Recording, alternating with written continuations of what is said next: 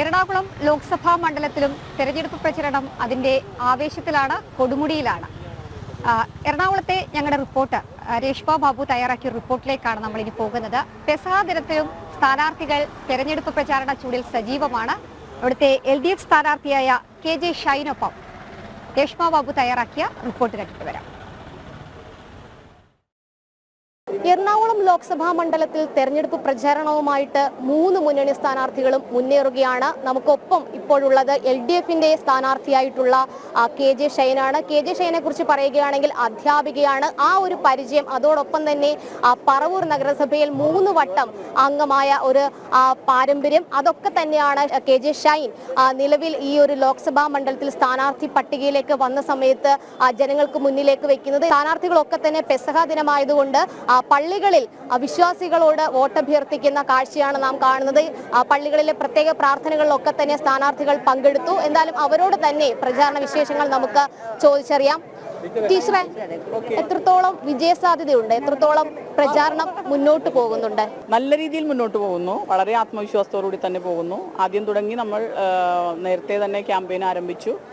എല്ലാവരെയും പരിചയപ്പെടുത്തുന്ന പ്രവർത്തനം ആദ്യം തുടങ്ങി. ഇപ്പോൾ ഒരു 3-ാം വട്ട പ്രചരണ പ്രവർത്തനത്തിലാണ് ഇപ്പോൾ ഉൾപ്പെട്ടിട്ടുള്ളത്. ടീച്ചർ നഗരസഭാ അംഗമാണ്. ആ ഒരു വടക്കൻ പറവൂരിലെ രാഷ്ട്രീയ പാരമ്പര്യത്തിൽ ടീച്ചറിന് വലിയ പങ്കുണ്ട്. അതുതന്നെയാണ് സ്ഥാനാർത്ഥി പട്ടികയിലേക്ക് വരാനുള്ള ഒരു സാഹചര്യം ഒരുക്കിയത്. എതിരാളികൾ പറയുന്ന ഒരു കാര്യം എന്ന് പറയുന്നത് ജില്ലയെക്കുറിച്ച് മുൻപരിചയമില്ല, വടക്കൻ പറവൂരിൽ മാത്രം ഒതുങ്ങി നിന്ന ഒരാളാണ്. അതിന് എങ്ങനെയാണ് മറുപടി കൊടുക്കുന്നത്? ഇപ്പം എന്നെ സംബന്ധിച്ച് ഞാൻ പറവൂർ 13 വർഷമായി കൗൺസിലറായിട്ട് വിദ്യാഭ്യാസ സ്റ്റാൻഡിംഗ് കമ്മിറ്റി ചെയർമാനാണ്. ഒരു 25 വർഷമായി അധ്യാപക സംഘടനാ രംഗത്ത് സംസ്ഥാന തലത്തിൽ പ്രവർത്തിക്കുന്ന ആളാണ്. അപ്പോൾ അധ്യാപകരുടെ ഇടയിൽ ഞാൻ അറിയുന്ന ആളാണ്. അതുപോലെ തന്നെ വിവിധ സാമൂഹ്യ സാംസ്കാരിക സംഘടനകളുമായി ബന്ധപ്പെട്ട് പ്രസംഗിക്കാൻ പോകുന്ന ഒരാളാണ്. അപ്പോൾ എന്നെ അറിയുന്ന കുറെ പേരുണ്ട് കേട്ടോ. അപ്പൊ മറ്റൊന്ന്, അതായത് സ്ത്രീ പ്രാതിനിധ്യം. 2 പേർ, ഹൈബി ഈഡനാണെങ്കിലും KS രാധാകൃഷ്ണനാണ് എതിർ സ്ഥാനാർത്ഥികൾ. അപ്പോൾ ഇരുവർക്കും ഇടയിൽ ഒരു വനിതാ പ്രാതിനിധ്യം വന്നിരിക്കുന്നു. അത് എത്രത്തോളം ഗുണം ചെയ്യും? സ്ത്രീകളുടെ ഒരു പ്രത്യേകത എല്ലാവരെയും പരിഗണിക്കാൻ കഴിയുന്നു എന്നുള്ളതാണ്. വീട്ടിലൊരു സ്ത്രീ, അമ്മ എന്ന് പറഞ്ഞാൽ പ്രസവിക്കുന്ന ആൾ മാത്രമല്ല, എല്ലാവരെയും കരുതാൻ കഴിയുന്ന, എല്ലാവരെയും സ്നേഹിക്കാൻ കഴിയുന്ന, എല്ലാവരുടെയും കാര്യങ്ങൾ ശ്രദ്ധിക്കാൻ കഴിയുന്ന ഒരു മനുഷ്യൻ എന്നുള്ള രീതിക്ക് സ്ത്രീക്കത് കഴിയും. എനിക്കും എൻ്റെ ഈ മണ്ഡലത്തെ എല്ലാവരെയും ചേർത്ത് പിടിക്കാനും എല്ലാവരുടെയും പ്രശ്നങ്ങൾ മനസ്സിലാക്കാനും അവരോടൊപ്പം നിൽക്കാനും കഴിയും എന്നുള്ള ഒരു ബോധ്യമുണ്ട്.